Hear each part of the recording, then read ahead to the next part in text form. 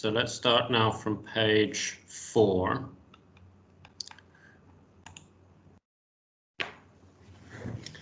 Okay, so we've introduced what is a function, what is an equation, and what is a graph. And as I've already mentioned, many important properties of equations or functions can be seen from the graphs. So this is why graphs are useful, because they give you a kind of picture form of some things which are defined using complicated formulae or calculations, and sometimes you can just look at a graph and you can see these properties. The correspondences are important for this course. For example, the vertical line test is a test for whether an equation gives a function or not.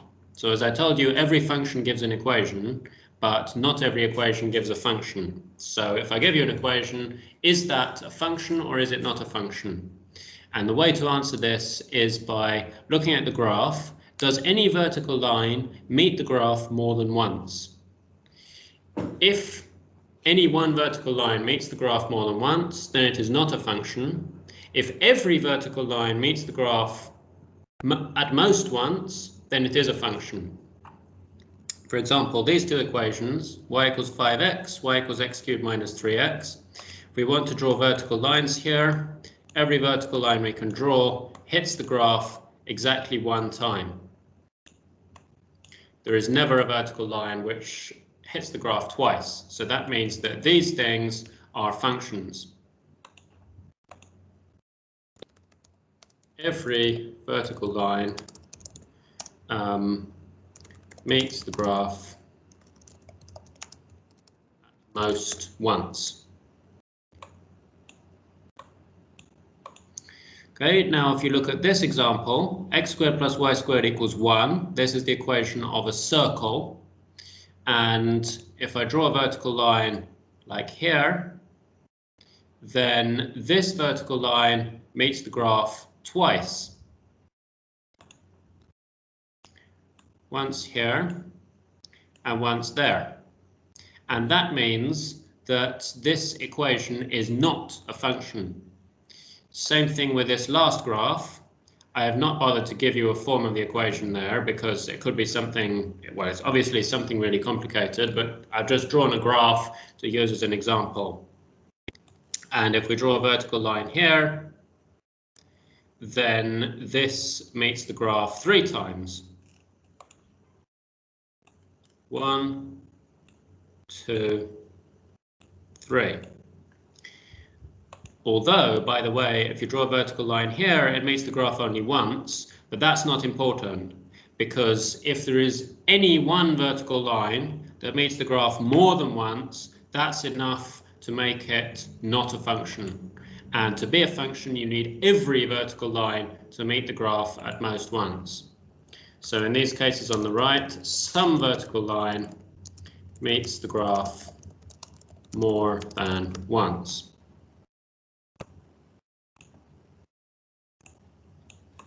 Okay, so these two are the graphs of functions, and these two are not the graphs of functions.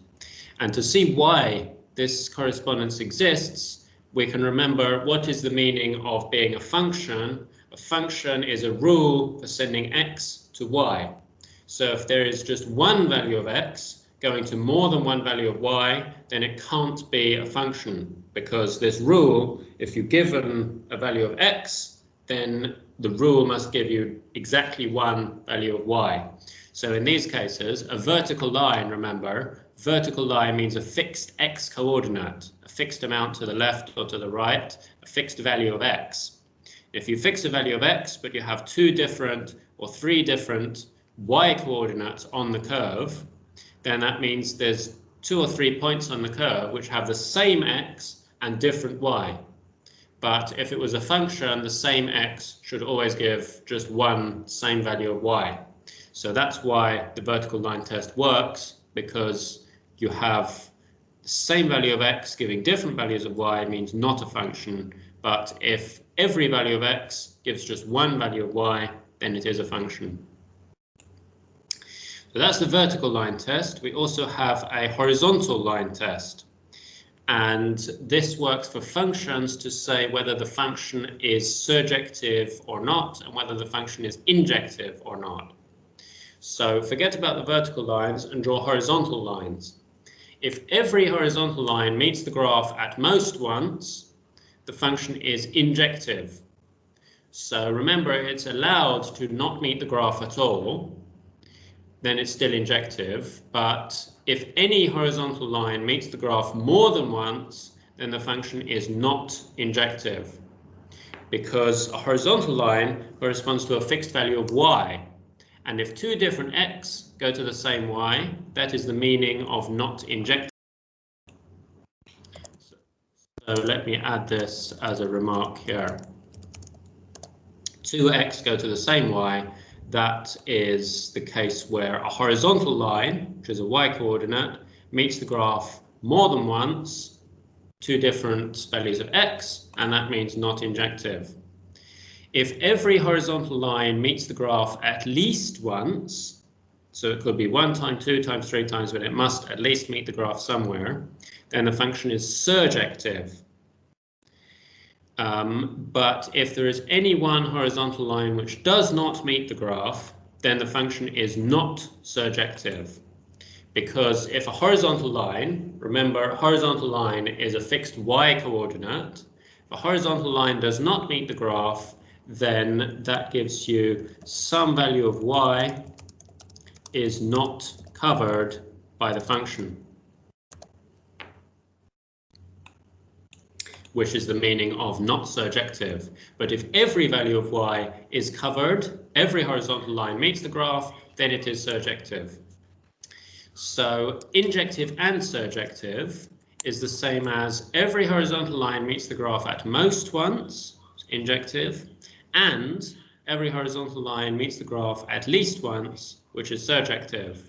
If it's at most once and at least once, it must be exactly once. So this is the meaning of bijective from a graph. So if you have a graph where every horizontal line meets the graph exactly once, then you know that graph shows a bijective function. And this is actually the most easy way of checking for injective, surjective, bijective, because as we said before, a range can be complicated to find, and even the condition for being injective is a little bit tricky. But if we just have the graph of the function, then we can look at the shape of it, draw some horizontal lines, and we can easily see whether it is injective or not, whether it is surjective or not. So here are graphs being useful to help our understanding of functions. Let's look at some examples here. We have y equals 5x. If you try to draw horizontal lines here, every horizontal line meets the curve exactly once. It's a straight line going at a diagonal. So this one is bijective.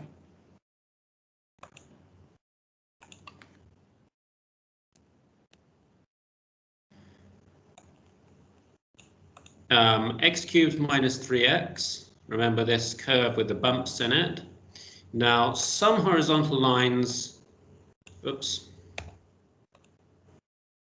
some horizontal lines meet the curve just once, but some of them meet the curve 3 times. Like here, that's 1, 2, 3 intersections with the curve. So every horizontal line meets the graph at least once. All of them do meet the graph, so it is surjective from this condition. But some horizontal lines meet the graph more than once. Here is one which meets the graph more than once, so it is not injective. So we can write surjective, but not injective from this condition, every at least once, and this condition, any more than once. So some line more than once, but every line at least once. Now for the x squared function, we can again consider different sets that it's mapping between. So as a function from R to R, that means the y coordinates we're considering are all the real numbers. So we have horizontal lines at any possible height, which means here is a horizontal line which does not meet the graph, so it's not surjective. And here is a horizontal line which meets the graph more than once.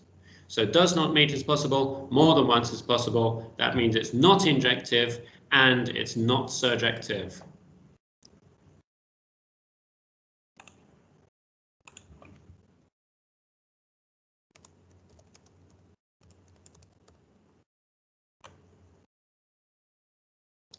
That's this one. We restrict the set y, then our horizontal lines are only at 0 or positive values of y, which means we don't have any lines down here, but we still have a line up here. So more than once is possible, but every horizontal line meets the graph at least once. So this one is surjective but not injective.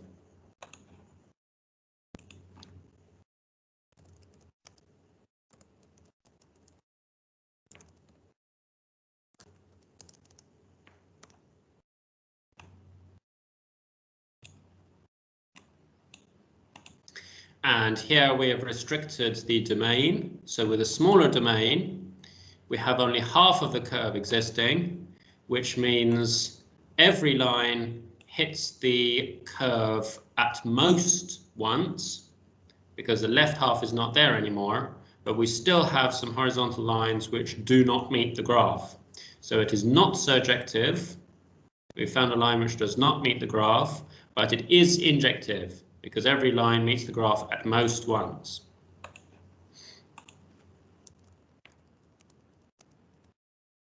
So this one is injective but not surjective with this choice of sets.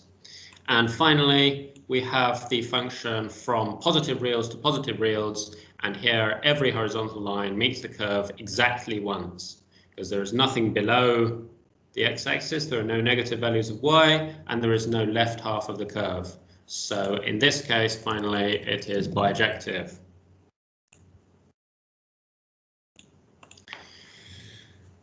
Okay, so this is another case where by restricting the sets, the input set and the output set, you can make a function either injective or not, and you can make it either surjective or not.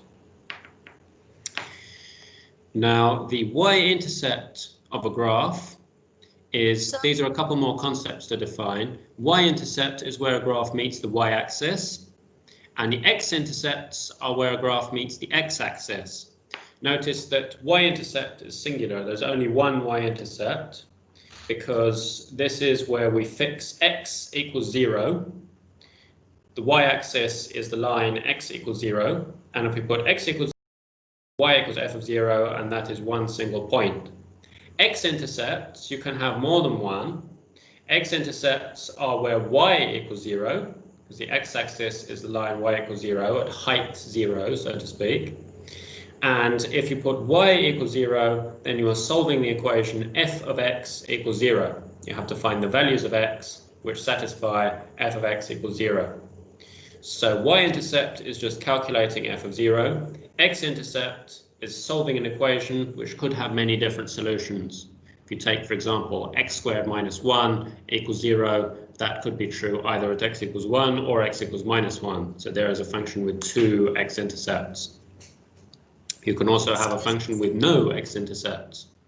But if 0 is in the domain, then there is a y-intercept. So if there is no y-intercept, it means the function is not defined at 0. Okay, those two are quite simple concepts, but important to write down the definitions just so we know them for later. Let me now stop sharing and... Sorry, what?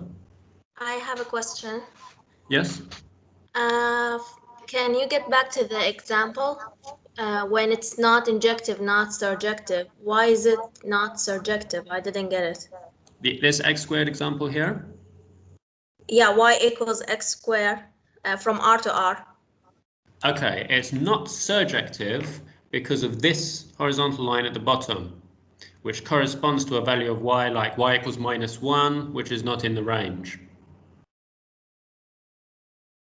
Or according to the graph conditions, not surjective means there is some horizontal line which does not meet the graph. So I've drawn here a horizontal line below the x-axis, which never meets the graph because the graph is completely above the x-axis. All right, thank you, sir. Okay, then I'm going to stop sharing and go on to page 5.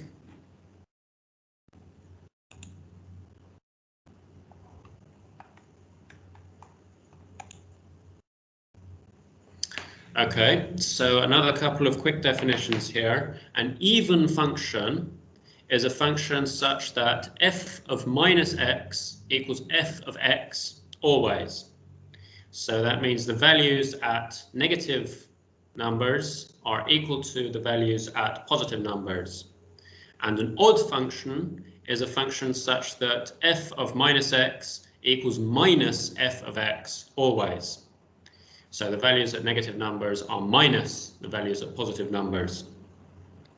Now, with numbers, you can say every whole number is either even or odd, but that's not true with functions. In fact, most functions are not even and not odd, because this is a special kind of symmetry property that applies to some nice functions that says this equation should be always true or that equation should be always true. But for most functions, neither of these equations are true. Now, in terms of graphs, again, there is a correspondence between the equations or the formulae and something in the picture. So both of these properties correspond to some symmetry of the graph. A function is even if it has reflectional symmetry in the y-axis. Means the values on the left and the values on the right should be exactly the same. So if you have the graph here and you reflect it about the y-axis and you come back to the same graph, then it's an even function. For example, here y equals x squared. This is even because the left is the same as the right. You reflect this part and it becomes this part. You reflect that part, it becomes that part. An odd function has rotational symmetry about the origin. So that means you take the part on the right and you rotate it 180 degrees and it becomes the part on the left. So rotational symmetry means you rotate about the point, the origin. So even function is reflecting and odd function is rotating. So you can see from y equals x cubed, this is an odd function because you have this part on the right and you flip it around, sorry, you swing it around to get the part on the left. So let me write here odd. And this function is also odd. It has a bit more complicated shape. It comes like this with a hook on it. When you rotate it around, you get the same thing on the left, the same shape. So even functions are reflection, left to right, right to left. And odd functions are rotation.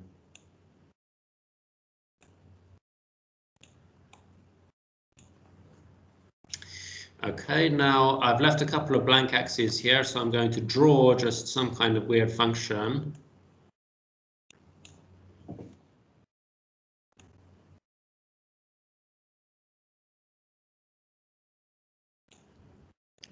And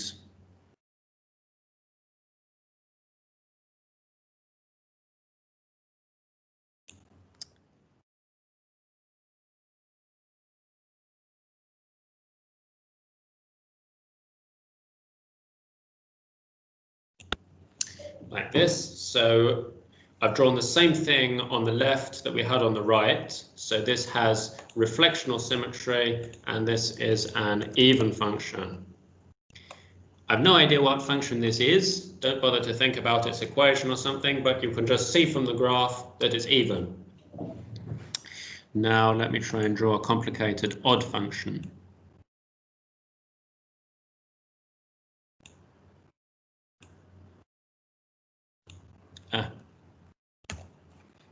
Sorry, my mouse plays up sometimes.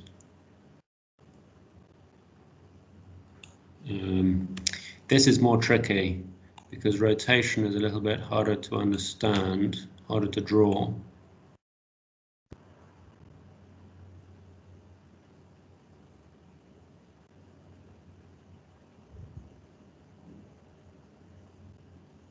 Something like this.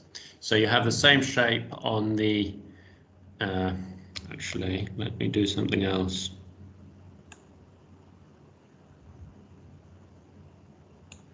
We show that it can go both sides of the x-axis.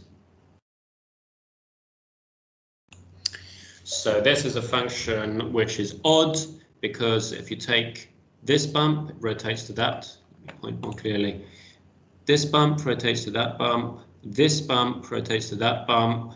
This kind of bendy shape rotates to this bendy shape there. So this function here is odd. Again, no idea what the equation of this function is, but it doesn't matter because you can look at the graph and you can see that it's odd. Okay, so this is another nice correspondence between picture properties from the graph and some formulae from the functions or equations. Now let's look at a simple example of types of equations, functions, and graphs. One of the simplest possible mathematical models is the linear model. This can be used for describing some simple real-world systems which are behaving in a linear way. If you have a linear equation, the general linear equation is constant times x plus constant times y plus constant equals 0. A, B, C are some constants. This almost always gives a function. If b equals 0, it's not a function, because if b equals 0, then that term is removed and you have ax plus c equals 0, which means x is fixed, and if x is fixed, you have a vertical line, which is not a function. The general linear function, therefore, is y equals constant times x plus constant. So it's often written as mx plus c, where m is the slope and c is the y-intercept. Remember, what is the y-intercept? It's where the curve meets the y-axis. So you put x equals 0. If you put x equals 0, you have y equals m times 0 plus c, which is y equals c. That's why c is the y-intercept. Slope is a bit harder to define. We will define it later in the course, but we need differentiation for that. So let me just draw some examples. M equals 0. If you have 0 slope, it's a horizontal line. If m is positive, it slopes that way, up on the right, down on the left. If m is positive small, it's a shallow slope. If m is positive large, it's a steep slope. I'm not putting my hands in the air like this because I don't know whether the picture you're seeing is mirrored. So I'm going to confuse you if I start to say which of these is positive and which is negative. So I don't know if you're seeing a mirror version or not. So negative slope is when it goes up on the left, down on the right. So these two are negative slope. Again, large values of m are steep, small values of m are small. Sorry, small values of m are shallow. So this could be something like m equals minus 0.5, and this could be something like m equals minus 4. So the bigger the value of m, the steeper the slope. The smaller, the closer to 0 is the value of m, the slope is closer to horizontal. And finally, we have the case of the vertical line, and the equation of a vertical line is x equals constant, and that is not a function because it very badly fails the vertical line test. You have just one value of x and all the possible values of y. It's definitely not a function, but all the others here are functions. The general linear graph is just a straight line. As we've seen here, lots of straight lines. It's a straight line in the xy plane. So the position and the direction of that line will be given by the constants here, m and c, or a and b and c.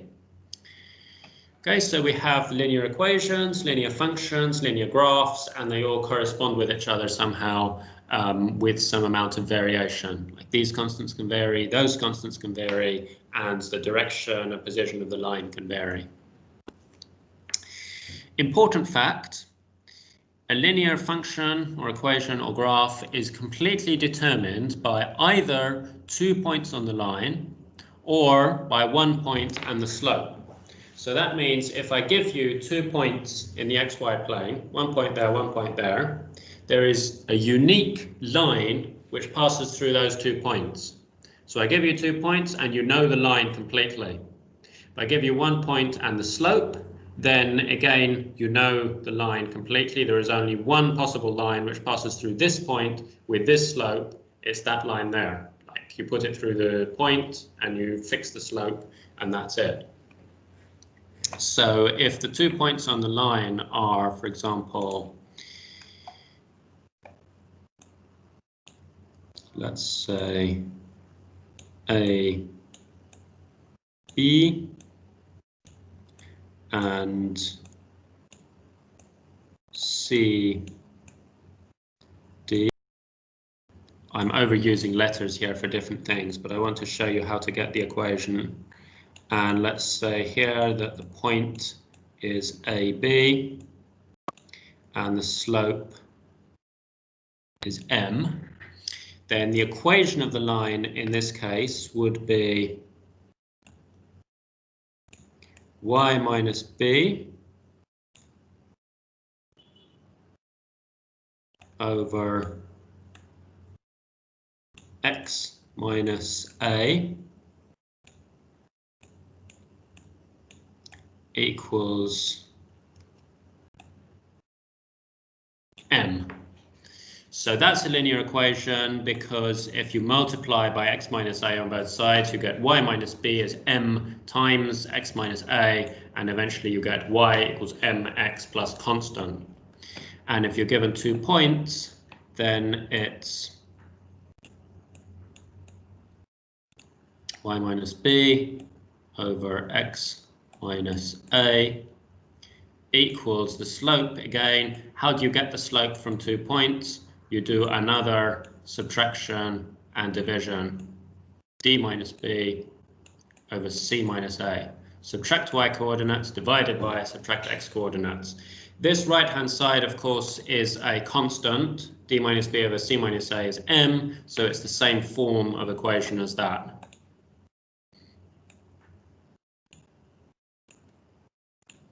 So this is how to find the equation of a line given either 2 points on the line, which is this one, given 2 points, or given 1 point and the slope. You can find the equation like this. That's going to be very important later on. It's going to be one of the things we use in defining differentiation. Now the next, I said that one of the simplest is linear, so next simplest is quadratic.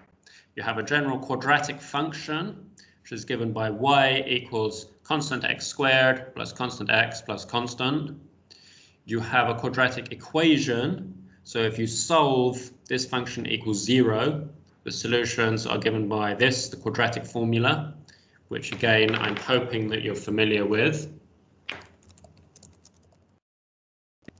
This is how to solve a quadratic equation. And the graph is a sort of bowl shape. So if A is positive, like if it's x squared plus something, or 5x squared plus something, or a half x squared plus something, then the bowl goes up with a single bottom point.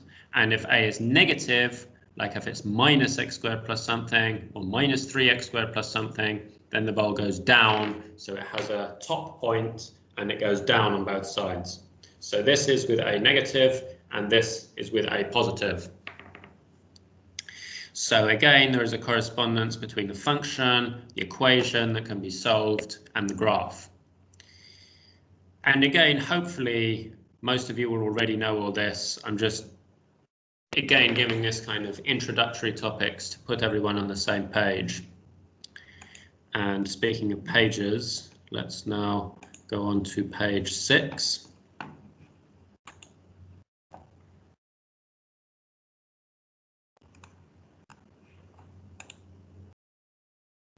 Okay, so we've talked about linear functions, quadratic functions. Now I want to go slightly more general and talk about polynomial functions. So the simplest types of polynomials are linear and quadratic, but there's also many other types of polynomials. So a polynomial function is something of the form y equals constant times x to the power n plus constant times x to the power n minus 1 plus blah, blah, blah, possibly many terms in the middle, plus constant x squared plus constant x plus constant. These a subscript something, these are all constants. And n is also a constant, which is called the degree of the polynomial. If n equals 1, then you start with constant times x to the power 1, which is x. So if n equals 1, you ignore all of that, and you have just constant x plus constant, which is a linear function. Here's some examples of linear functions. Notice that these constants are allowed to be 0. So you could have a0 being 0 and just y equals 4x is still a polynomial of degree 1. If n equals 2, then the first term is constant times x squared. So you start from the x squared term, and this is the function. That is the general quadratic function. Here's some examples of quadratic functions. And again, notice that the x term or the constant term are allowed to be 0. So you can ignore a term in the middle and it still counts as a polynomial. If n equals 3, then you have what's called a cubic function. So cubic is starting with an x cubed term, constant times x to the power 3. So here are some examples of cubic functions. Again, you're allowed to not have an x squared term or not have an x term or not have a constant term. Just start with an x cubed term and lower order, maybe quadratic linear terms after that, but it starts with an x cubed term as the highest order. So these are some of the most simple types of functions. Like the very most simple are linear, then a little bit more advanced than that you have quadratic, then you have cubic, you have general polynomials, and this is a nice class of functions. All the polynomial functions, we can do things with them. Then we have rational functions. A rational function is a polynomial divided by a polynomial. For example, r of x equals p of x divided by q of x, where p and q are polynomials. So here's some examples of rational functions. Sometimes you have the same degree on the top and bottom. These are degree 1, degree 1. Sometimes the top is higher degree 2, degree 1, or degree 3, degree 2. Sometimes the bottom is higher degree. This is degree 1, degree 3. So you have lots of different examples, different types of behavior, and we've generalized the class of functions even further. So linear is the most basic, then quadratic, cubic, all polynomials, then all rational functions, and these are like the starting point of basic functions to start with. We also want to talk about some other example functions. Let me just comment quickly about the domain. The domain of a polynomial is always the whole of R, because a function like this you can define for any real number x. You can always calculate x squared, x cubed, x to the n, multiply by constants, add together. This is always possible. For a rational function, the domain is sometimes not all of R. It's all x such that the bottom is not 0. Because top and bottom are well defined. They're polynomials, you can calculate them. But if the bottom is 0, you cannot divide. So for example, this first rational function, its domain is all of x, all real numbers except -2, because when x is -2, the bottom is 0. For this function, it's everything except x equals 1. So when x equals 1, the bottom is 0. For this function, it's everything except x equals 0 and x equals 2/3, because if you do the calculation, they are what make the bottom 0.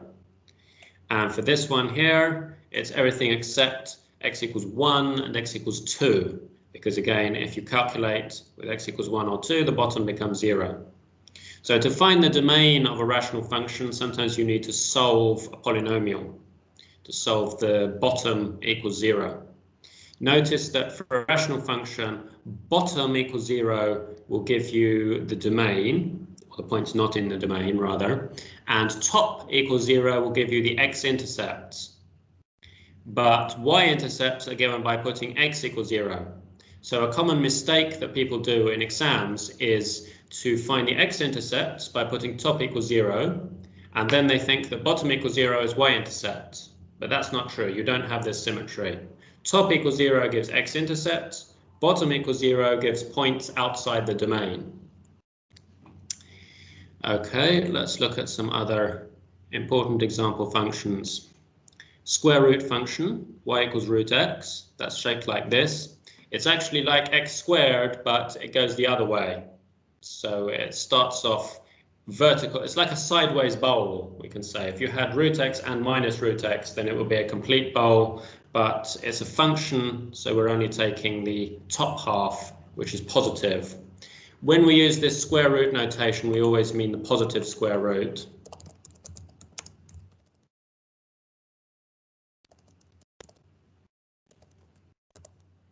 So that's worth a special note. When we use this square root sign, we always mean positive. There are, of course, two square roots of any number. The square root of 4 could be either 2 or minus 2, but we always use 2. Square root of x plus 1 is the same function, but it's shifted to the left. So when you take a function and you substitute x plus 1 instead of x, you shift 1 to the left. If you substitute x minus 1 instead of x, you shift 1 to the right. So that's an important type of transformation of functions. I'll just use the square root function as an example. Y equals square root 4 minus x squared. This is a semicircle. Let me show you why that is. If you square both sides of this, you get y squared equals 4 minus x squared.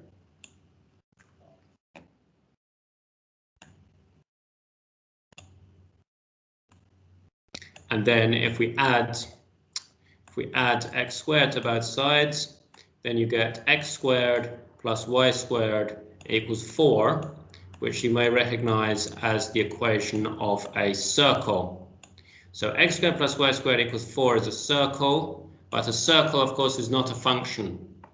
So this is a function because we take the positive square root, always positive square root. That means y is always positive, so it's not the whole circle.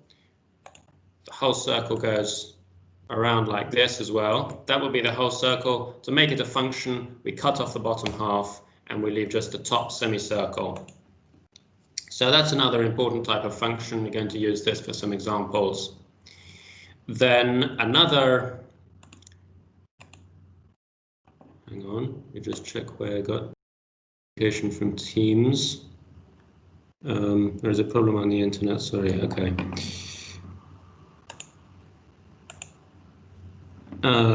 Right, so another important type of function which you should know about is the trigonometric functions. So I've drawn here just the two basic ones, sine x and cos x. So they both have this wave shape, and sine of 0 equals 0. So this one goes through the origin. Cos of 0 equals 1. Y-intercept 1 starts off at the point 1, goes down from there, and then up and down on both sides. So they're actually the same wave, just shifted left or right. For these functions, for sine and cos and tan and all the trig functions, we measure angles using radians, not degrees.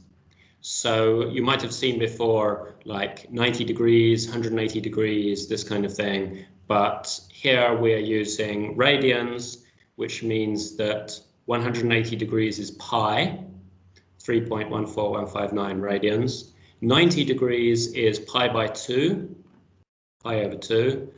360 degrees, or a full circle, is 2 pi radians. Again, there is a reason for this, as you will understand later when we come to limits, when we come to calculus.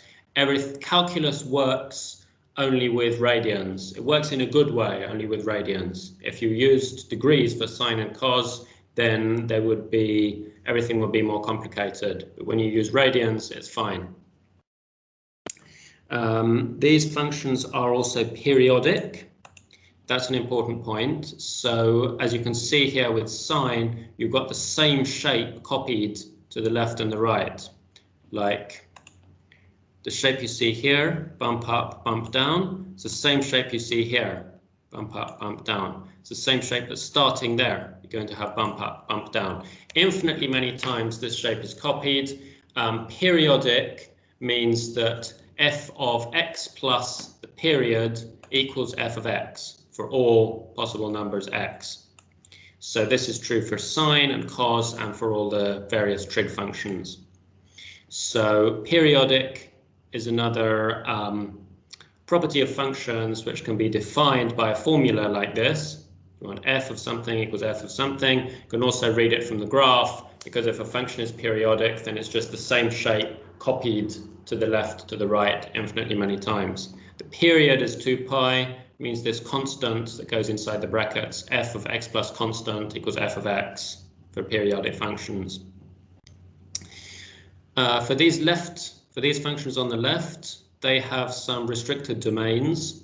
The domain of the square root function is x greater than or equal to 0, because you can take the square root of a positive number, square root of 0, but you cannot take the square root of a negative number. For root x plus 1, you need x plus 1 to be greater than or equal to 0, which means x is at least minus 1. For root x minus 1, you need x minus 1 at least 0, so x is at least 1. You can also see these from the graph, because the function starts at this point and it goes to the right. Starts here and it goes to the right. So the domain is from this starting point and everything to the right, but not to the left. The domain of this semicircle function is x between minus 2 and 2. So if you try to calculate root 4 minus x squared for x bigger than 2, it doesn't work because it gives you root of a negative number. See, for this function you need 4 minus x squared greater than or equal to 0, because that's what's inside the root.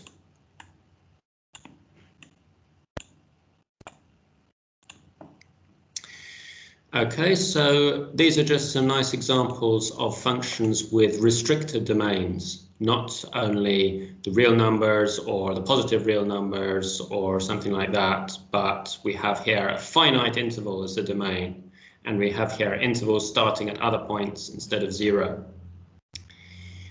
Trig functions, if I had more time to do these pre-calculus things, I would go into more detail about trig functions, because that's a topic that people often struggle with. People are okay with polynomials, with rational functions, even exponential logarithm functions, but people don't like trig functions. But I've already spent, and I'm spending maybe too much time on pre-calculus stuff, so I will just tell you that if you have a problem with trig functions, if you're worried about these or you don't understand them properly, then there is a part of the textbook in chapter 1 which is talking about this.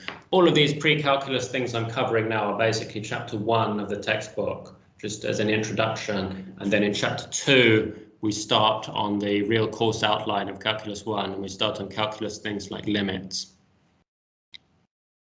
Let me open the next page. See how much we can do today.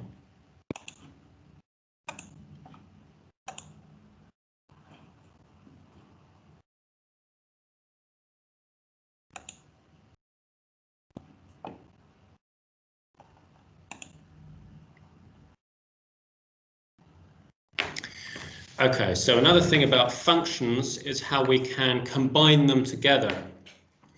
So if you have two functions, f and g, both mapping the same set to the same set, then we can do addition, we can add them together, f plus g is a new function.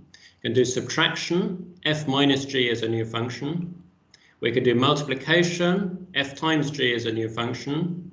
And division is a little bit more complicated. If we want to do f divided by g, then we need to assume that g is not 0.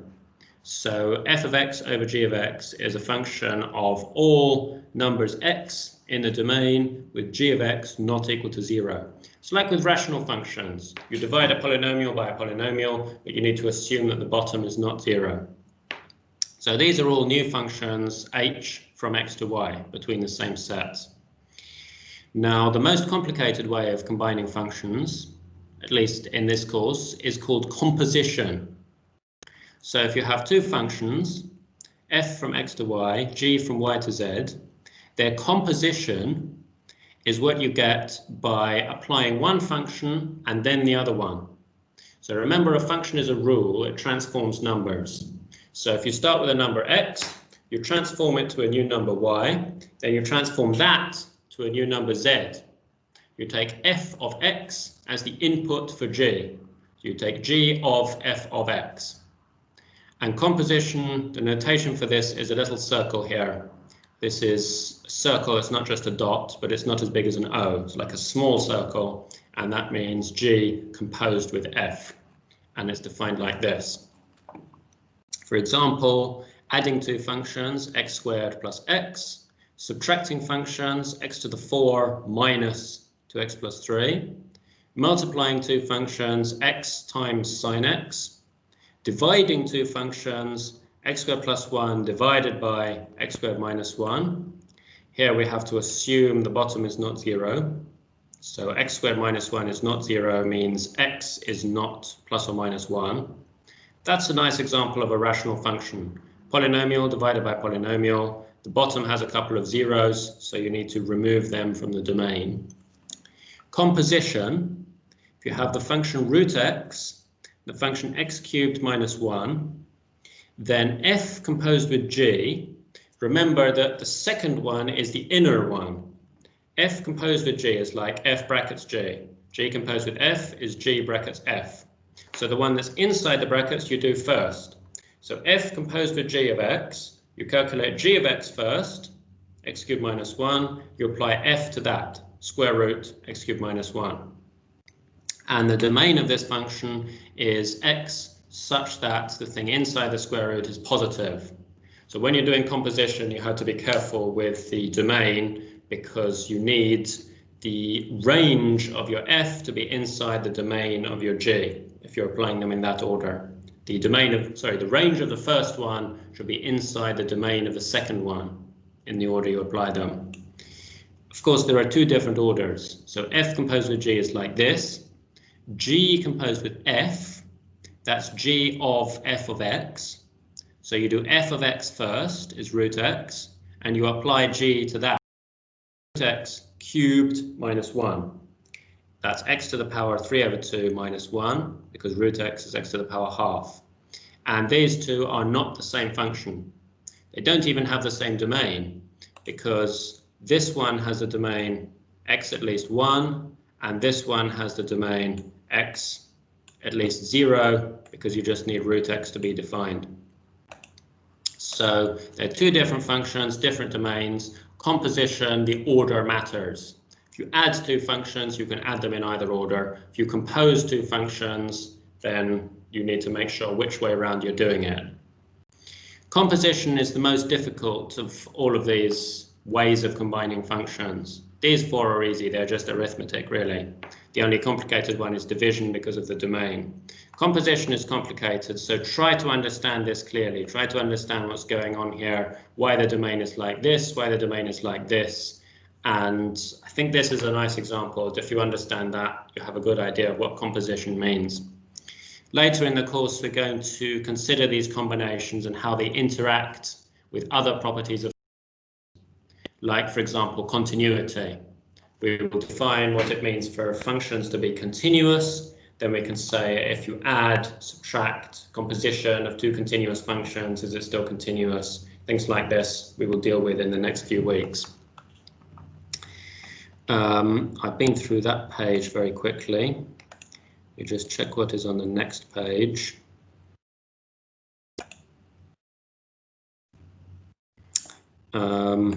Okay, so the next page I've got prepared is about inverse functions. And then, okay, so I'll leave that for next time. You're going to have before you go, I should remind you, you're going to have a tutorial class on Friday. I guess that will be quite short because I have not even started on calculus topics yet. I messed up on Monday, I came late, and then today I've not managed to finish the pre-calculus topics. So in our next Monday class, we will talk about inverse functions and exponential logarithm functions, and then we will start on limits. So limits is the first real calculus topic, and that is normally the subject of the first tutorial sheet.